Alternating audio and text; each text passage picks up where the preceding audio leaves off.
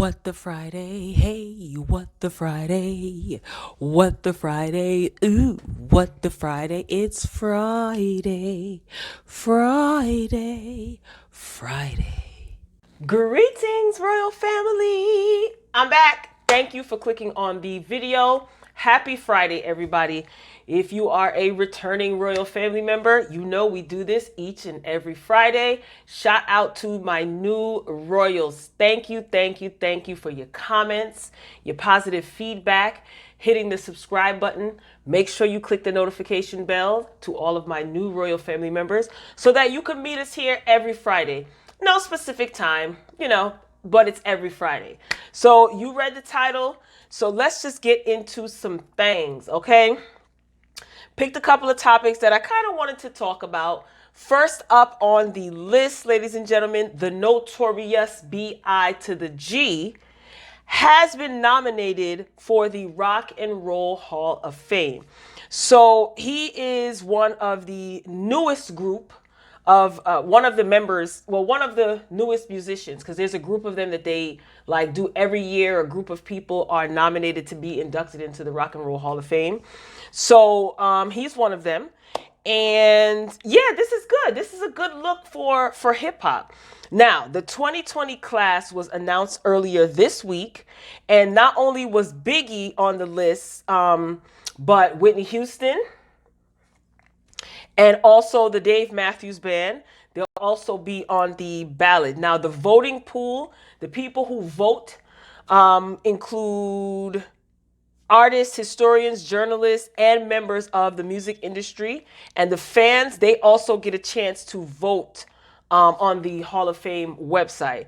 So, Biggie Smalls is like one of the best rappers in hip hop history. Some people will debate that he's not, but he's one of my faves for sure. And if he is inducted into the Rock and Roll Hall of Fame, he will accompany Tupac, because Tupac was inducted in 2017, if I'm not mistaken. So they're basically going to be announcing in January 2020, they're going to be announcing who are the nominees in the ceremony that's supposed to take place on May 2nd at Cleveland's Public Hall. So we all know that Notorious B.I.G. was shot and killed, well, shot, and then he died in LA back on March 9th, 1997, after everybody, him and his entourage, everyone, Puffy, all of them, the whole bad boy, they had just left a after party for the Soul Train Awards, if I'm not mistaken, because that year the Soul Train Awards was out in LA. So they went to an after party. After the after party, Biggie and everyone else, they were riding in separate cars. Everyone was leaving the venue, and a car pulled up next to Biggie's truck, shot up the truck, and he was rushed to Cedars-Sinai Hospital, where he was pronounced dead. So, I mean, it is a good look. That's going to be real close, because him and Whitney Houston are also, I mean, can they have more than one inductee into the Rock and Roll Hall of Fame? I don't know, but I'm wishing Whitney Houston luck too, because y'all know Nippy is my girl. So that's good. That's a good look for hip hop that they're considering Biggie to be inducted in the Hall of Fame, Rock and Roll Hall of Fame. Moving along, Felicity Huffman. Okay, y'all remember Felicity Huffman and Aunt Becky? They were out here scheming and scamming for their daughters to get into college, the college scam. So she just turned herself into federal prison after she was sentenced to 14 days behind bars for her role in the college bribery scandal. 14 days, y'all. That's 2 weeks. Okay? Oh, it gets better. Listen to this. Huffman will now go by inmate number 77806-112. This is not made up. This is according to theblast.com. They are shady. They are so shady for putting her inmate number in this article. She's going to be in a federal correctional institution in Dublin, California. And the location is about 40 miles east of San Francisco. So after she gets, They did not put her inmate number in this article. That is so shady. So after she's released, right? After she's released from this 14-day stint in federal prison, she is going to be on supervision for 1 year. And she is going to have to complete 250 hours of community service. And she will have to pay a fine of $30,000. Now, she did admit to paying someone to correct her daughter's SAT test, which would afford her daughter the opportunity to get into whatever college she wanted, right? Now, the facility where Miss Huffman is going to be staying, get a load of this, royal family. This actually has like some nice amenities. So I don't know what type of prison this is. So the community list, the commissary list, my apologies, includes items like French vanilla cappuccino and all of the bottled water that you can drink. Also on the list of items for sale includes body wash, St. Ives lotion, Noxzema, oil of Olay, apricot scrub, and cocoa butter cream. What kind of federal prison is this? You know, see, this is the type of stuff that really ticks me off, because she admitted to basically committing fraud to try to get her daughter into whatever college she wanted. And she's only getting 2 weeks in federal prison. But to me, this sounds like Club Med, right? Like she's going on vacation. She has access to all of these amenities. And when she comes out, she's going to have a supervised, like a probation or whatever. She's going to be under supervision. $30,000 fine with 250 hours of community service. That's nothing. And I don't know, what is this supposed to do? I guess teach her a lesson. But I remember when there was a mother, darn, I really wish I would have looked this up. There was a mother who used either one of her relatives' addresses or her friend's address to afford her child the opportunity to go to a school in a better district. And they locked her up. I think she's still locked up. If you guys know who I'm talking about, drop it down in the comments. So when you're talking about bribery, you know, you're paying someone to alter SAT scores, you go into jail for 14 days? Girl, only in America. Moving along, DMX. DMX has checked himself into a drug rehab facility. This was done after he was no-show for Def Jam's 35th anniversary concert. Now, he decided to check himself into rehab after the rapper was a no-show at the Def Jam 35th anniversary party. The rapper posted a statement on his social media apologizing for canceling concerts and bailing, but asked for support while he focuses on his sobriety. At the time, X said that he had to bail for personal reasons. This is what he put on his Instagram. But Fabulous and Jadakiss, they pretty much stepped up and saved the day. Fabulous performed his song Breathe. Jadakiss performed We Gon' Make It. 2 Chainz, Slick Rick, and Tiana Taylor, they were also there. And a friend had said that DMX had checked himself into rehab because he was afraid that he was going to relapse. Like he felt like he was going to relapse. So it wasn't a matter of he relapsed and had a bad, reaction or anything like that and decided to go into rehab. So to me, it sounds like he is really taking his sobriety seriously. I don't know if you guys have seen him lately, but X is out here looking great. He looks great. He looks nice. And he just looks very emotionally healthy, right? He looks really, really good. His spirits are up. I've seen a couple of interviews, couple of performances within this year. So I'm glad to know that he is taking his sobriety seriously. He has children, lots of them, and he should be around to be there for his kids and his fans who love him. So I'm glad to see that he is taking the steps necessary to get this under control before it's too late. You know what I mean? So him checking himself in a rehab before he relapsed, that was very mature. So, because he could definitely end up in a very fatal position. So I'm glad to see that he's getting the help that he needs. And of course, he didn't show up at the concert, but the love that DMX fans have for him, trust me, they will understand. All right, so we wishing you nothing but the best, Dark Man X. Okay. Next up is Auntie Oprah. Oh, wait, I can't call her Auntie Oprah. My bad. Oprah. So she once again is explaining why she hasn't married or started a family. I feel like Oprah has said this multiple times, but I guess she's keeping herself relevant and trending. So why not? I'm not hating. So she recently spoke with People magazine for its Women Changing the World edition, and she addressed the fact that she never married or had kids, and her answer is quite sensible. When it comes to children, she feels, Oprah, in her words, says the depth of responsibility and sacrifices that it actually requires to be a mother. She says that she knew she couldn't commit to both her work and her kids. So she's being honest. And she also goes on to say she realized that I'm talking to she realizes that she's talking to a lot of messed up people when she does her interviews, and she feels that a lot of these people are messed up because of the type of mothers and the type of fathers that they had, who weren't aware of how serious like their issues are, you know. So, and she said she does not have the ability to compartmentalize that way, that she sees other women do.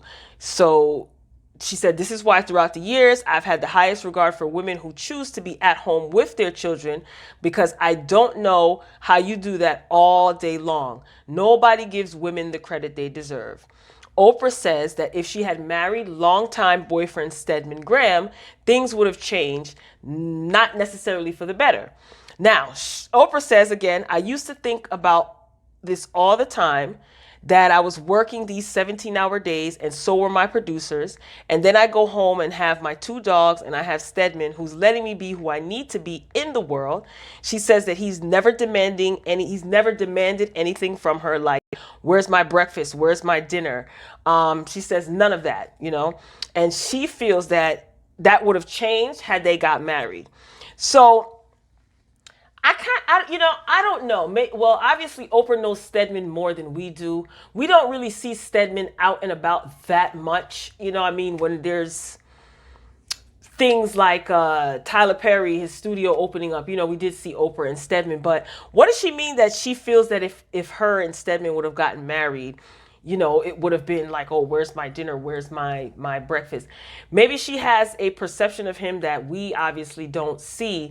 But I'm wondering if she's meaning that because of the antiquated roles of husband and wife, or is she saying that because she might not have been as Oprah as she is had she had children and had to kind of balance work and family, she wouldn't be working so much. So I kind of wonder, because when I was reading this, I thought that was interesting. I said, she really thinks that would have changed. Or maybe she just has like post-traumatic stress because she's seen like relationships in her childhood not necessarily work out. I don't know. It could be a number of things. But Oprah, good for you. If you know that you don't want to have children, you don't want to get married, that's totally your choice.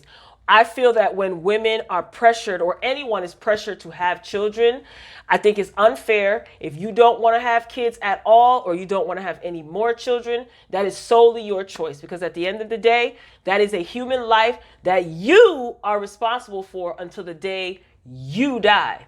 Okay? Let me know what you think, Royal Family. Hit the comments and let me know. This is something that we can definitely discuss. I don't like, I thought I was coming off this. I just don't like when sometimes people pressure other people to have kids. My thing is like, these are my ovaries. If I don't want to have children, what does me not having children have to do with a nosy family member? You know what I mean? Like, when it comes time to taking care of this child, are you going to be there? No. There are people who have children and they're not even there for their own biological children. But anyway, I digress. So here it is. Oprah doesn't want to have kids, and the next person up can't stop having them. Our girl Keke Wyatt is pregnant with baby number 10, y'all. Another one, Keke. Another one. Now, this is her first child that she is having with her current husband, Zachariah Daring. So in an Instagram post, Keke Wyatt said, "We are excited to welcome this 10th addition to our beautiful family. Stay tuned for the release date and information for my new YouTube series, The Keke Show. This is where you will see me balancing wife, mommy, and artist. Trust me, it's never a dull moment in my family. So she married Daring, her current husband, last year, and this was following her split from her previous husband. That's Michael, I think his name was Michael Ford, or no, I'm thinking of somebody else. I don't remember. Marcus. That was the guy that she was on marriage boot camp with, Keke Wyatt. I don't know if you guys seen that. So in November 2018, Wyatt was basically talking about her new husband and how her cancer-free son, because her son was diagnosed with cancer when she was divorcing the previous husband. And she was pregnant when she was divorcing the previous husband as well. So she was just talking about her new husband, her cancer-free son, and she also told TMZ, the fact that she's laughing and smiling is a beautiful thing because she went through a really rough patch about a year ago. Congratulations to you, Keke. You are happy. You want to have, listen, I just said this. If you want to have kids, have them. If you don't. She obviously enjoys motherhood. She obviously enjoys being pregnant. Rock on with your bad self, because at the end of the day, you are taking care of those kids. You and the father of those children are taking care of those kids. So, that picture though, of her in the bathtub with I didn't like that picture, Keke. I didn't like that picture. But Keke is my girl, because let me tell you something. As far as hair is concerned, that throat, that girl sings her tonsils off, okay? Very talented girl. All right. This one I had to sit with, y'all. Okay, so you know Michael Strahan, right? He used to date Nicole Murphy. He was on Kelly and Michael. Now he's on Good Morning America. Did he play for, oh my God, what football team did he play for? The Giants. I think I got it right. Former Giants player. If I'm wrong, correct me, y'all. Don't kill me. So, Michael Strahan's ex-wife. Y'all got to listen to this because this is crazy. Michael Strahan's ex-wife seeks over $500,000. No big deal, right? Let's dive into this. Now, according to TMZ, Michael Strahan is not holding up his end of the child support deal he struck with his ex-wife, and is going to take him more than $500,000 to square up. Now, this is according to his wife, and TMZ is reporting this. His ex-wife, excuse me. So her name is Jean Mugley or something like that. She claims in legal documents the former NFL superstars on the hook for some big-time equestrian expenses for their twin teenage daughters, Sophia and Isabella, along with owing hundreds of thousands in back child support. Jean says a huge chunk of what Strahan owes her is to cover their daughters' horseback riding bills. Stay with me, y'all. Which she claims amounts to $450,802 since 2017. According to the documents, Michael agreed to go halfsies with Jean, but hasn't paid up. So she's seeking more than $225,000 from him. In documents that he filed, Michael says he never agreed to such an arrangement. On top of that, Jean claims Michael has underpaid child support since 2010 because the monthly amount he pays her hasn't been adjusted for cost of living. The documents say that she wants $321,654 in back support to make it right. These numbers are making my head spin. But wait, I haven't even gotten to the best part yet, y'all. In his filing, Michael admits part of their agreement does call for cost of living adjustments, but adds the language about how to come up with that number is vague and indefinite. Translation, they need to agree on a formula to come up with the correct number, basically. It's too much semantics going on in here. That being said, by Jean's current calculation, she's looking to get more than $547,000. Now, I done threw out so many numbers. This woman, his ex-wife, is she a city girl? Because honey, she is out here. She is trying to get to the bag. Like, where are all of these figures coming up? Like, where is she coming up with these figures? Now, Michael and Jean, they married in 99 but split in 2006. And the judge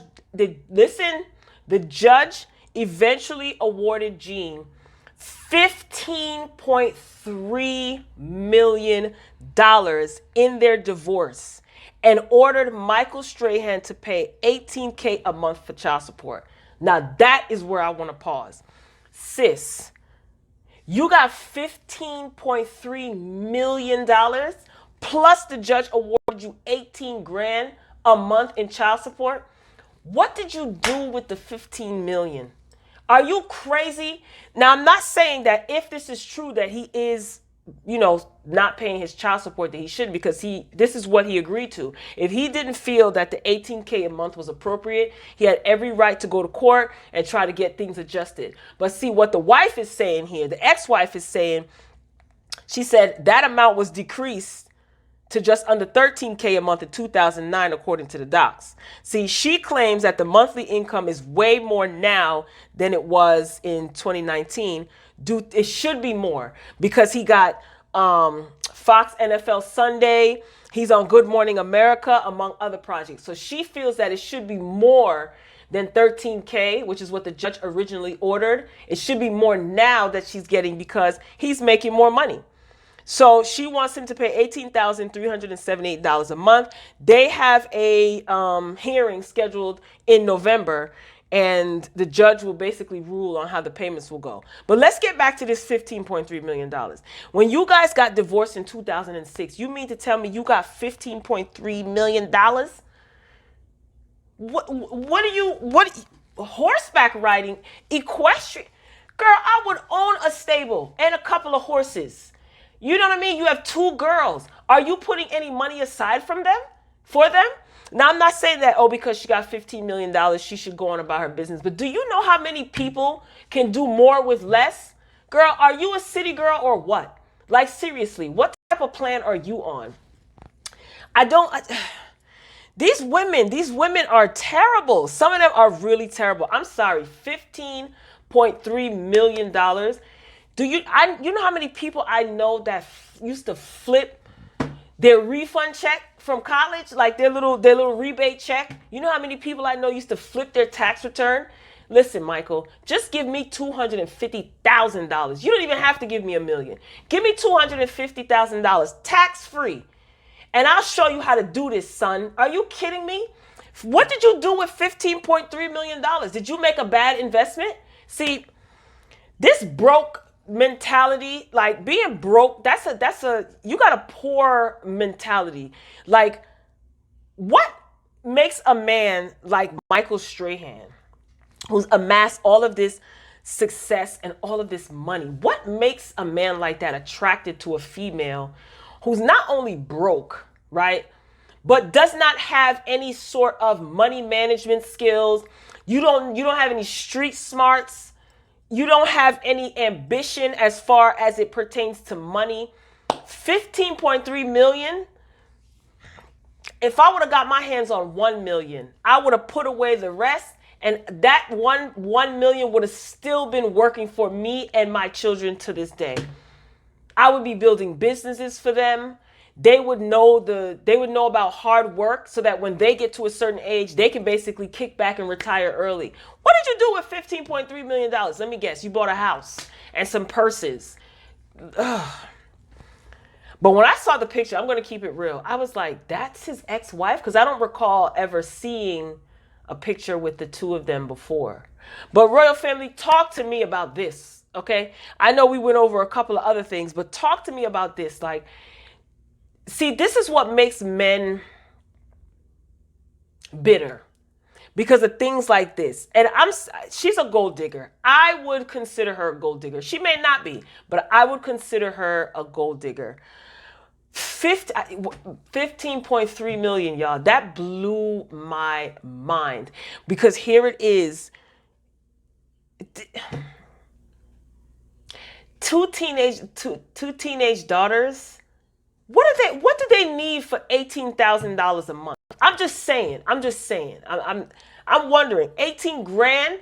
That mama is living above her means. That's all that is. And I wonder how much of that money are you putting aside in a savings fund, in an interest bearing account for your daughters? Because God forbid, if Michael is no longer making money tomorrow or next week, and you are not interested in going out to work and making money, then what's going to happen? Like, she seems to feel that because he has all of these gigs, he should be paying more. But these are not guaranteed.